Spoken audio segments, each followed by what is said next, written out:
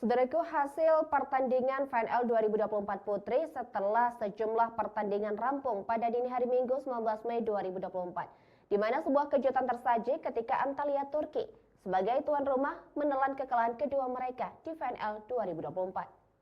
Saudaraku, hasil terbaru FNL 2024 Putri yang merampungkan sejumlah pertandingan Minggu 19 Mei 2024 dini hari waktu Indonesia Barat.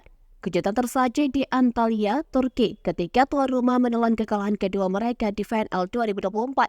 Main di depan pendukungnya sendiri, Hande Baladin dan kolega takluk dari Italia lewat drama 4 set.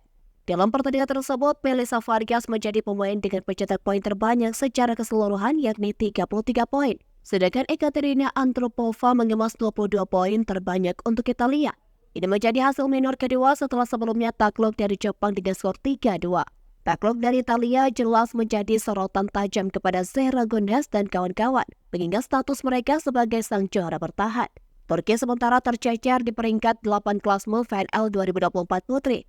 Skuad asuhan Daniel Santarelli mengemas 4 poin berbekal 1 kemenangan. Sedangkan tren positif diperlihatkan finalis FNL musim lalu Cina, Nivi Van dan kawan-kawan terbaru sukses mengalahkan Serbia 3-1.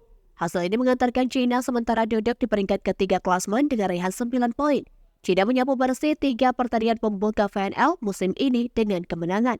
Adapun Korea Selatan seperti diprediksi awal, mereka membukukan 30 kekalahan beruntun. Catatan minor ini diperoleh setelah Kansel HCS takluk dari Republik Dominika 3 set langsung. Diperkuat pemain jebolan Proliga seperti Niverka Marte, Pena Isabel hingga Madeline Jailin, Republik Dominika tak menemui kendala berarti untuk menggilas tim Sultan Morales. Kini tim voli putri Korea Selatan duduk sebagai tim juru kunci di klasmen FNL 2024 tanpa raihan poin sama sekali.